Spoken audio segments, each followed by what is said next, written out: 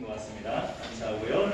오늘 하나님을 예배하는 자리에 이렇게 함께 하시는 성도님들을 주님의 이름으로 환영하고 축복합니다. 우리 신앙생활에서 하나님께 드리는 예배가 특별히 올 한 해 동안 단단하게 잘 다져질 수 있기를 간절히 소망합니다. 네, 저도 그렇지만 우리 성도님들도 성경을 읽다 보면 내가 잘 아는 말씀들을 종종 만날 때가 있죠. 이거는 성경을 많이 읽을수록 더 비례하게 높을 거예요.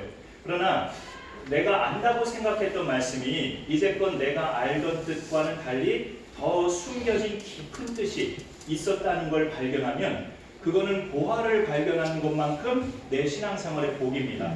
야, 이 말씀이 이런 뜻이었다고 하면서 그 속뜻을 발견하면 정말 보화를 발견한 것처럼 우리가 믿는 사람이기 때문에 그래요. 믿는 사람이기 때문에 말씀 속에 숨겨진 깊은 뜻을 발견하면 우리 마음이 기쁘죠. 이 말씀을 붙잡고 내가 믿음으로 살아야겠구나, 그런 다짐까지 하게 돼요. 한 율법사가 예수님을 시험하려고 질문을 해요. 선생님이요, 율법 중에 어느 계명이 크니까? 이 율법사는 그 많은 율법 중에 좀 더 무거운 것과 가벼운 것이 있다고, 그러니까 더 중요한 것과 덜 중요한 것이 있다고 그렇게 생각한 거예요. 유대인들은 창세기부터 신명기까지 이 모세오경에 담겨있는 모든 하나님의 명령들을 일일이 다 세본 것 같아요. 다 세봤더니 613개가 나왔어요. 율법에서 하라, 하지 말라, 모든 명령들을 그 5권에서 다 세보니까 신명기 마지막 장까지 세어보니까 613개 율법이 나오는데 이 중에 어떤 게 더 중요하고 덜 중요한지 늘 끊임없이 논쟁이 이어져 왔어요. 이 오늘 말씀 바로 앞에 본문에서 부활이 없다고 주장하는 사두개인들의 아주 억지스런 그런 질문을 예수님이 명쾌하게 답변하시니까 그 소식을 듣고 이번에는 바리새인 중에 한 율법사가 예수님께 다른 질문을 해요. 율법 중에 어느 계명이 큽니까? 예수님의 답변은 그 많은 계명에서 두 중요한 원칙을 붙잡게 하셨습니다. 하나님 사랑과 이웃 사랑이에요. 이 두 계명이 온 율법과 선지자의 강령이라고, 구약성경의 모든 율법과 선지서들 모든 말씀이 다 이 두 가지라고, 하나님 사랑과 이웃 사랑, 이 두 가지다. 구약성경 전체가 예수님이 그렇게 알려주신 거죠. 그 중에 첫 번째 것은 유대인들에게 별로 새삼스럽지 않은 거였습니다. 아마 이날 질문한 율법사도 그날 아침 집에서 이 말씀을 또 외웠을 거예요. 쇠마 들으라 이스라엘, 이스라엘아 들으라, 우리 하나님 여호와는 오직 유일한 여호와시니 너는 마음을 다하고 뜻을 다하고 힘을 다하여 네 하나님 여호와를 사랑하라. 신명기 6장에 있는 이 말씀을 유대인들은 생명같이 여기기 때문에 매일 암송해요. 이 질문한 율법사도 그날 아침에 이 말씀 또 암송하고 나왔을 거란 말이죠. 그런데 그 두 번째 계명, 내 이웃을 자신같이 사랑하라는 이 계명은 앞에 것보다는 좀 덜 외우는 계명이었어요. 유대인들이. 이 계명도 율법서에 있으니까 레위기 19장 18절에 있어요. 내 자신같이 이웃을 사랑하라고. 그래서 이 말씀도 유대인들한테 낯설지 않아요. 그런데 문제는 유대인들에게 이웃은 같은 유대인들로만 이웃이라고 생각했다는 거죠. 이방인들을 이웃이라고 생각하지 않고. 이것을 오늘날 우리에게 적용해 본다면 믿음이 훌륭한 어떤 분이 내 이웃은 이런 사람들이야 라고 말하는 것과 같아요. 내 이웃은 주일 예배 안 빠지고 교회 봉사 잘하고 물질로도 잘 섬기고 질이 나쁜 사람들과 사귀지 않고 신앙 성향이 나하고 비슷한 사람. 오늘날 한국교회 많은 그리스도인들에게 이웃은 주로 그렇게 나하고 비슷한 대상을 이웃이라고 생각하지 않은가 싶어요. 오늘 이 말씀은, 이 단락의 말씀은 마가복음에도 있고 누가복음에도 있는데 누가복음에는 그 율법사의 다른 질문이 또 이어져요.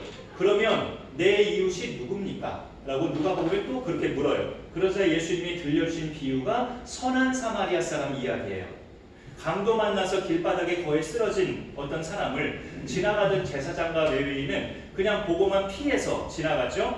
그러던 중에 여행하던 한 사마리아 사람이 그 쓰러진 사람을 보고 불쌍히 여겨서 자기가 가진 것들로 극진히 치료하면서 그 사람을 살려내요. 여기서 우리의 정신을 깨버리는 말을 하나 드린다면 오늘날로 비유할 때 쓰러진 사람을 그냥 보고만 지나갔던 제사장과 레위인은 교회 다니는 사람이고요. 극진히 치료해준 사마리아 사람은 교회 안 다니는 사람이에요. 듣기 거북하죠. 예수님한테 질문했던 이 율법사도 매우 거북스러웠습니다. 율법사에게 예수님이 물어보셔요. 네 생각에는 이 세 사람 중에 누가 강도 만난 자의 이웃이겠느냐? 그러자 율법사는 차마 자기 입에서 사마리아 사람이요라고 말하기 싫어서 그냥 자비를 베푼 자니이다 라고 이렇게 간단하게 말해버리죠. 예수님이 결론을 내리십니다. 가서 너도 그와 같이 하라. 그게 내 이웃을 내 자신처럼 사랑하는 거다 라고 말씀하십니다. 오늘 이 말씀 마태복음에 있는 내 마음을 다하고 목숨을 다하고 뜻을 다하여 주 너의 하나님을 사랑하라는 이 첫 계명과 또 내 이웃을 내 자신같이 사랑하는 이 두 번째 계명은 우리 대부분의 성도님들에게 익숙하신 말씀일 거예요. 그러나 우리가 좀 더 깊숙이 들어가서 하나님을 사랑할 때 이 마음과 목숨과 뜻을 다하라고 했는데 이 세 가지가 무슨 뜻인가라는 부분하고 그 다음에 네 이웃을 그와 같이 사랑하라고 할 때 나한테 이웃은 어떤 사람들인가 하는 것을 조금 더 우리가 들어가 보는 시간을 갖도록 할게요. 예전에 또 다른 목사님들이나 또 말씀을 들으면서 이미 들으셨을 수도 있겠지만 우리가 또 기억하면서 다시 오늘 이 말씀 속으로 들어가 보면 좋겠습니다. 예수님이 알려주신 이 두 계명의 실천은 왜 중요하냐면 우리 교회가 올해 표어로 삼은 예배와 교제와 섬김 이 요소를 다져가는 데 있어서 필수적으로 깔려야 될 게 그 두 가지이기 때문에 그래요. 하나님 사랑과 이웃 사랑 이게 우리 마음 가운데 있어야 우리가 하나님께 드리는 예배, 성도 간의 교제, 섬김이 잘 다져집니다. 예수님이 여기서 강조하신 것은 수식어 다 빼고 사랑이에요. 사랑을 강조하셨죠. 인간관계에서 좋은 것들로만 풍성해지는 비결은 다른 거 아닙니다. 사랑으로 맺어질 때 좋은 것들로 그 관계는 풍성해져요. 가장 가까운 부부 간에도 그렇고요. 부모와 자녀 간에도 그렇고 형제 간에도 그렇고 친구들과 모든 지인과의 관계도 마찬가지입니다. 내가 그 모든 사람들과 끈끈해지는 비결은 사랑이에요. 사랑하면 되죠. 우리는 그 사랑의 관계가 곧 신앙생활이에요. 하나님 앞에서의 신앙생활이 되어야 합니다. 신앙생활이 풍성해지는 비결이야말로 다른 게 아니라 사랑이죠. 우리 믿음의 대상이신 하나님은 사랑이시라고 성경이 말씀하고 있으니까. 그리고 신앙생활에서 교회들마다 핵심 사역으로 삼고 있는 예배, 성도의 교제, 또 봉사, 양육, 전도 이런 것들이야말로 사랑이 없으면 이루어지지 않습니다. 하나님이 너희에게 주신 그 많은 계명의 큰 뼈대는 이거다 라고 예수님이 명확하게 정리해 주셨어요. 오늘 하나님 사랑과 이웃 사랑 이것은 우리가 눈으로 보기에도 분명히 대상이 둘이잖아요. 하나님, 이웃 분명히 대상이 두 부류인데 이 두 대상을 사랑하는 것은 따로따로가 아니에요. 그런데 따로따로가 아닙니다. 하나님은 사랑하는데 이웃은 사랑하지 않거나 이웃은 사랑하는데 하나님은 사랑하지 않거나 그럴 수 없다는 거죠. 따로따로 될 수가 없어요. 성경은 이 두 사랑이 하나의 사랑이라고 가르쳐줍니다. 누구든지 하나님을 사랑하노라 하고 그 형제를 미워하면 이는 거짓말하는 자니 보는 바 그 형제를 사랑하지 아니하는 자는 보지 못하는 바 하나님을 사랑할 수 없느니라. 요한일서 4장 20절 말씀이에요. 그래서 오늘 말씀의 계명을 지키는 사람은 하나님께 대한 예배와 또 성도 간의 교제와 섬김을 동시에 잘 할 수 있는 사람입니다. 올해 표어를 요즘에 자꾸 강조했지만 예배와 교제와 섬김을 다져가는 해라고 이렇게 정했는데 다져간다는 말은 단단하게 굳게 한다는 거죠. 단단하게 자꾸 밟아서 단단하게 한다는 건데 올 한 해 우리 모든 성도들 교회와 또 우리 가정에 예배와 교제와 섬김이 단단해지는 축복이 있기를 간절히 소망합니다. 예배를 다져가는 것은 하나님을 사랑해야 이루어질 수 있어요. 하나님을 사랑해요. 그것도 보통 사랑하는 게 아니고 마음과 목숨과 뜻을 다해서 사랑하면서 예배드리는 자가 그 예배가 다져져요. 결국 그렇게 하나님을 사랑하는 사람만이 온전한 예배자라는 뜻이죠. 하나님이 받으시는. 그 중에서 이 마음이라는 부분은 우리가 마음이라는 말처럼 참 잘 알면서도 그 뜻을 정의하기 어려운 단어도 없죠.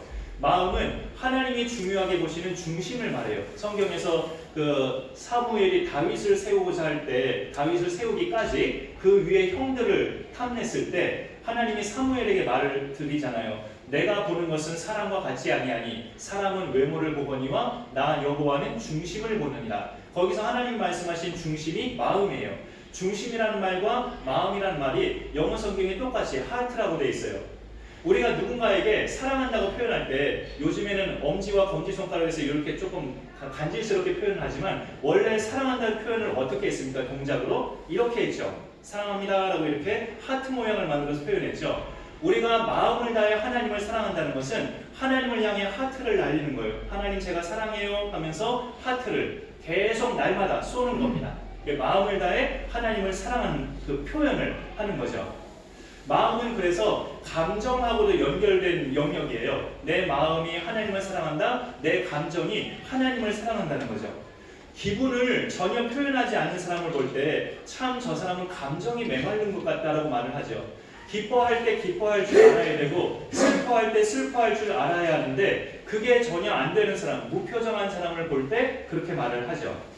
마음을 다하여 하나님을 사랑하는 것은 우리의 감정을 최대한 하나님께 드리는 것을 말해요. 부모님이 자식의 얼굴을 보면 웃게 되시는 것처럼 내가 하나님을 생각하면 웃게 되는 것, 하나님을 생각하면 울적했다가도 기쁘고 하나님 앞에서 노래가 나오고 다윗처럼 춤을 추고 마음을 다하여 하나님을 사랑하는 거죠. 이거는 예전에도 말씀드렸지만 은혜 입은 자가 가능해요. 그래서 늘 하나님 저에게 은혜를 주옵소서 구하는 것도 필요합니다. 내가 예배자로서 불안하지 않게 들쑥날쑥하지 않고 예배자의 삶이 단단해지기까지는 예배를 받으시는 하나님을 사랑해야 되는데 마음을 다해서 사랑해야 된다고 오늘 말씀하고 있어요. 하나님을 자꾸 생각해야 하나님을 사랑하게 됩니다. 하나님을 자꾸 생각하면서 하나님 때문에 내가 기뻐지고 감사함이 넘쳐나고 만족스럽고 은혜를 받는 그런 예배가 돼야 오늘 예배도 하나님이 받으실 수 있습니다. 그 다음에 목숨을 다하고 해서 이 목숨은 우리가 목숨이라고 성경이 나와 있기 때문에 우리 육신의 생명으로 많이 또 생각할 수도 있지만 그것도 그거지만 또 주된 그 뜻은 이 의지적, 우리의 의지적 결단을 여기서 목숨이라고 말합니다. 의지적으로 하나님 앞에 나아가는 것. 우리가 그런 체험도 해보셨을 것 같아요. 때로는 감정이 잘 안 따라와도 내 의지가 하나님을 향해 나아가려고 힘써야 돼요. 오늘은 내 마음이 우울해서 예배 드릴 기분이 별로 아니어도 예배 자리에 오신 적이 많으실 거예요. 의지적으로 결단하신 거예요. 그게. 그럴 때 도와주시는 분이 성령님이십니다. 내 마음은 내키지 않는데 그래도 내가 하나님의 백성이고 강선한 교회 성도고 오늘 예배에 가야 되지 않겠는가? 내 마음은 오늘 이상하게 우울하지만 그래도 가야지. 이 의지적 결단입니다. 이게 그렇게 움직이면 성령님이 도와주셔서 잘 할 수 있게 하셔요. 사람들이 목숨을 걸면서 하는 일이 있다면 그게 뭘까요? 정말 생명이 오락가락하는 그런 극단적인 체험을 사실은 저도 안 해봤기 때문에 일상적인 체험 속에서 말씀드려보는 거예요. 사람들이 목숨 걸면서 하는 일 있다면 그게 뭘까 했는데 답은 돈이 되는 일이에요. 돈이 되는 일이라면 목숨 걸고 뛰어들어요. 하나님을 그렇게 사랑하라고 예수님이 말씀하시는 겁니다. 나를 살리기 위해 당신 목숨을 십자가에 내던지신 하나님을 사랑할 때는 그냥 막연하게 피상적으로 사랑할 것이 아니라 너도 목숨을 다하여서 하나님이 너를 위해서 당신의 목숨을 너한테 주신 것처럼 너도 네 목숨을 다하여 하나님을 사랑하는 것이 마땅하다고 성경은 말씀하고 있어요. 그런데 예배도 그런 마음가짐으로 그런 상태로 드리라는 거죠. 그러면 그런 마음으로 그런 상태로 우리가 예배를 드리면 그 어떤 것과도 예배를 바꾸지 않게 돼요. 잠시 폐쇄됐다가 해제된 그 부산의 세계교회를 보면 그 손 목사님과 그 성도들은 정말 느낄 때 또 사람들에 따라 해석이 다를 수도 있겠지만 정말 목숨을 다해서 하나님을 사랑하는 모습을 우리 한국교회에 보여줬어요. 그런 점에서 숙연해져요. 솔직히. 그런 모습이 우리 가운데 예배 때마다 드러나야 된다는 거죠. 목숨을 다하여 하나님을 사랑하라. 예수께서 사마리아 여인에게 이 산에서도 말고 예루살렘에서도 말고 아버지께 예배하는 자들은 참되게 예배하는 것이 중요하다고 말씀하고 있어요. 그리고 하나님은 그렇게 예배하는 자들을 찾으신다고 말씀하셨습니다. 예배와 관련해서는 이 목숨이 우리 육신의 생명도 해당이 되죠. 예배와 관련해서는 로마서 12장에 너희 몸을 하나님이 기뻐하시는 거룩한 산제물로 드리라. 이는 너희가 드릴 영적 예배니라. 우리 몸을 하나님 앞에 드리는 예배가 영적 예배래요. 영적 예배는 내 영을 하나님 앞에 드려야 되는 것 같은데 내 몸을 드리는 게 영적 예배라고 그렇게 말을 합니다. 우리가 예수님 믿고 거듭난 것은 내 영혼이에요. 내 영이 거듭났는데 이 세상에서 사는 동안에는 내 영이 어디에 담겨 있습니까? 이 몸에 담겨 있잖아요. 죽기 전까지는 내 영과 몸은 분리되어 있지 않아요. 몸 안에 내 영이 있지. 그러니까 내 영이 하나님께 나아가 예배하려면 몸이 나와야 되는 게 맞아요. 몸이 하나님께 나아가져야 영이 같이 하나님께 나아가지죠. 우리가 이 땅에 살아있는 동안은.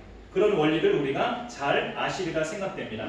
그래서 예배도 교회에서 드리든 집에서 드리든 뭐 직장에서 드리든 어디서 드리든 상관없지만 예배하는 그 순간 내 몸이 하나님의 은혜의 보좌 앞에 나아가야 되는 거죠. 때가 되면 다 썩어질 몸이지만 이 땅에서 사는 동안 이 몸을 매 순간마다 하나님께 맡기면서 드리는 것이 하나님을 사랑하는 겁니다.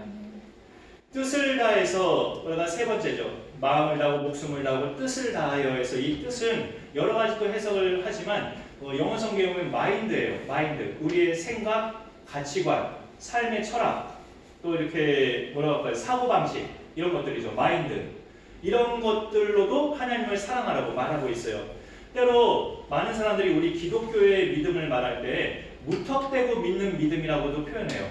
그냥 여러 가지 생각이나 논리적으로 이렇게 헤아려 보지 않고 무조건 믿는 믿음이라고 말을 하죠. 하나님 말씀이니까 믿어야지 뭘 생각을 해 하면서 그 말 속에는 우리의 믿음을 위한 긍정적인 말도 있어요. 의심하지 말고 믿어 하는 그런 긍정적인 뜻도 있지만 성경에서 말씀하는 믿음은요, 생각이 없거나 무지한 믿음이 아닙니다. 우리에게 믿음을 주신 분은 성령님인데 성령님은 지혜와 지식의 영이에요. 그러니까 우리가 성령님이 주신 믿음을 가지면 지혜와 지식으로 충만해지지 무식한 믿음을 갖게 되지 않습니다. 그런 부분을 우리가 기억할 필요가 있죠. 그래서 하나님의 은혜로 우리가 믿는 자가 됐긴 했어요. 우리가 믿어져서 믿는 사람이 아니고 하나님의 은혜로 믿음을 받아서 우리가 믿게 된 건 사실인데 그 이후로 신앙생활을 해나가면서 믿음이 자라가고 도약하기까지는 하나님 말씀으로 다져져야 돼요. 우리의 노력이 하나님 말씀으로 충만해지는 노력이 필요합니다. 하나님의 말씀은 세상의 그 어떤 책보다 지적인 탁월함이 절대적이에요. 이 성경은 영감 있는 책이기도 하지만 지적으로도 그 어떤 책에 뒤지지 않는 지적 탁월함이 있어요. 성령님이 저자이시기 때문에. 그래서 우리가 하나님 말씀으로 충만해지면 우리가 체계적인 영적 지식을 가지고도 하나님을 사랑할 수 있는데 그 영적 지식이 바탕이 된 사랑이라야 들쑥날쑥하지 않아요.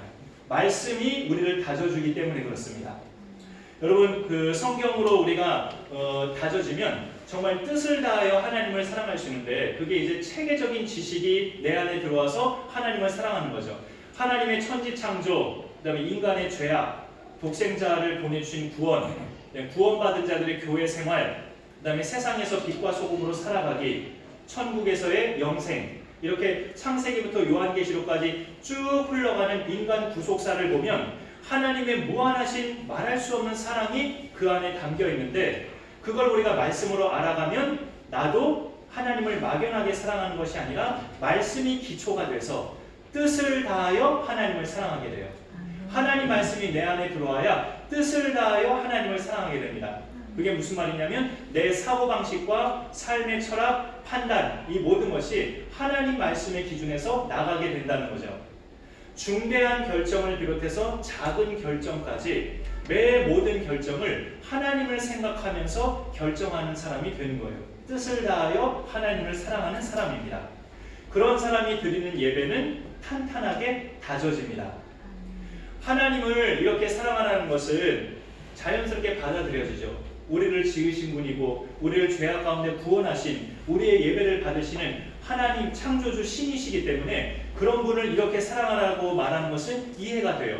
그런데 오늘 말씀에서 놀라운 것은 네 이웃도 그와 같이 사랑하라고 하신 말씀이 놀라워요. 하나님을 마음과 목숨과 뜻을 다하여 사랑하는 말은 받아들여져요. 우리를 지으신 분이고 우리를 구원하신 분이기 때문에 아 그렇지 그 정도는 사랑해 드려야지 이해가 되지만 놀라운 것은 이웃도 그렇게 사랑하라고 똑같이. 근데 이제 이웃을 사랑하는 말에는 우리에게 좀 더 이해되기 쉽게 표현을 바꾸셨어요.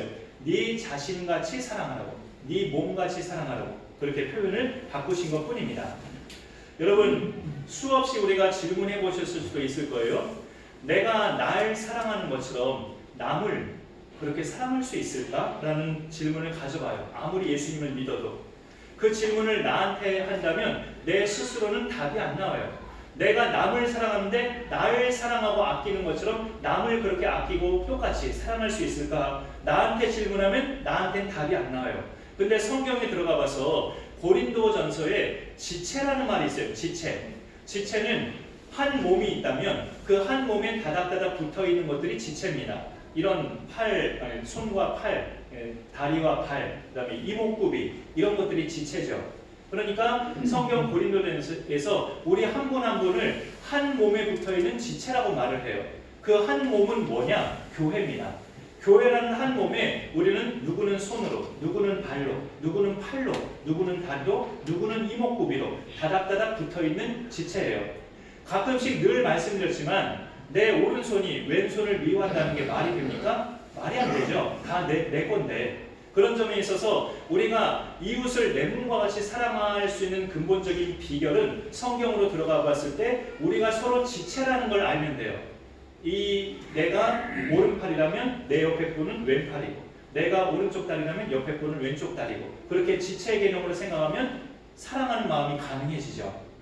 그런 점에서 우리의 1차적인 이웃은 다른 교회 밖의 사람도 이웃이고 불신자도 이웃이고 우리 윗집 사람도 이웃이고 다 이웃이지만 교회를 같이 섬기는 우리 지체들이 1차적인 이웃이 됩니다. 그런데 혹시 아까 드렸던 말씀과 혼란이 되실지 모르겠어요. 우리 한국교회 그리스도인들은 이웃을 너무 같은 믿음의 사람들로만 여기는 경향이 있다고 아까 지적을 했었는데, 지금은 또 제가 한 교회를 같이 섬기는 믿음의 동료가 이웃입니다라고 말을 하니까 혼란스러우실 수도 있어요. 그러나 지금 말씀드린 믿음의 이 동료들, 이웃은 모든 게 나하고 다른 사람들을 말하는 거예요. 모든 게 서로 다른 사람들. 믿음의 분량도 다르고 성격도 다르고 혈액형도 다르고 생각하는 것도 다르고 하시는 일도 다르고 집안 배경도 다르고 심지어는 신앙 스타일도 다 달라요. 한 교회 안에서 어떤 성도는 말씀으로 착실하게 양육받으면서 새가족반, 성장반, 제자훈련반, 사역훈련반 이렇게 착실하게 양육받으면서 지적인 믿음이 단단해지는 게 참 믿음이야 라고 주장하는 성도도 있지만, 또 어떤 성도는 과거에 신령한 체험을 한 것, 방언이나 예언의 행사나 어떤 병고침 이런 신령한 체험을 해서 지금도 그런 체험을 하는 사람이 참 믿음의 사람이다 라고 주장하는 사람도 있어요. 지적인 걸 강조하는 믿음의 사람이 있고 영적인 체험을 강조하는 믿음의 사람이 있단 말이에요. 그러나 이런 스타일이든 저런 스타일이든 교회라는 한 몸에 붙어있는 지체라는 건 틀림없어요. 다 같은 지체들입니다. 그래서 서로 이웃이에요. 그 이웃을 네 자신처럼 사랑하라고 말씀하십니다. 이런 관계 속에서 이제 다져지는 것은 뭐냐면 교제와 섬김이에요. 교제와 섬김. 오늘 교회에서 만난 우리 내 믿음의 동료를 내 몸에 붙어있는 팔처럼 여기고 내 다리처럼 여긴다면 절대 하찮게 볼 수 없죠. 우리를 이런 진리로 더 깊이 안내하는 힘은 우리 가운데 부어진 하나님의 사랑이에요. 우리 가운데 부어진 하나님의 사랑. 내가 하나님의 사랑을 받았다는 가장 큰 증거는 지금 예수님을 믿고 있다는 겁니다. 이것만큼 더 큰 증거가 없죠. 내가 예수님을 믿고 있다는 이 증거가 하나님의 큰 사랑을 받았다는 결정적인 증거예요. 예수님은 우리가 절대 지키지 못할 율법을 완전하게 이루시려고 이 땅에 오셨죠. 같은 마태복음 5장에 보면 내가 율법을 폐하러 온 줄로 아느냐? 그렇지 않다. 율법을 완성케 하려 왔다고 그렇게 말씀하십니다.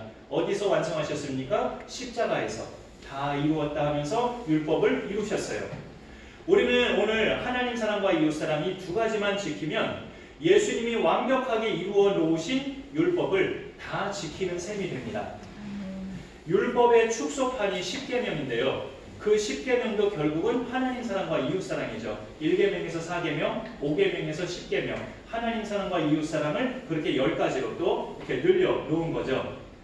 우리 예수님은 자기를 세상에 보내주신 아버지를 향해서 마음과 목숨과 뜻을 다해 아버지께 순종하셨어요.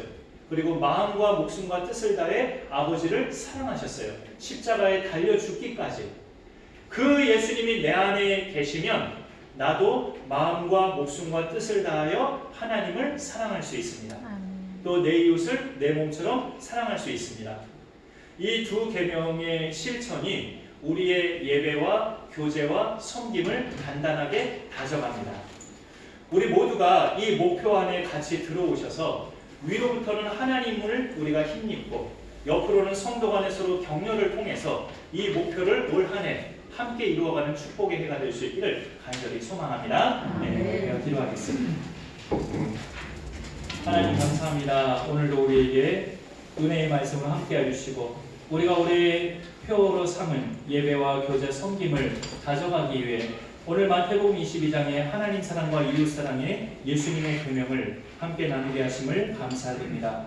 이 말씀을 우리가 함께 오늘도 묵상하면서 이 속에 숨겨진 깊은 뜻을 우리가 잘 헤아리며 하나님 사랑과 이웃 사랑이 예배와 성도 간의 교제와 섬김 속에서 잘 나타나고 이루어지는 우리 강선한 교회가 되게 하여 주옵소서. 더불어 우리 가정에도 예배와 교제와 섬김의 은혜가 계속 부어지는 축복된 가정들로 하나님 인도하여 주옵소서. 예수님의 이름으로 기도하옵나이다. 아멘. 우리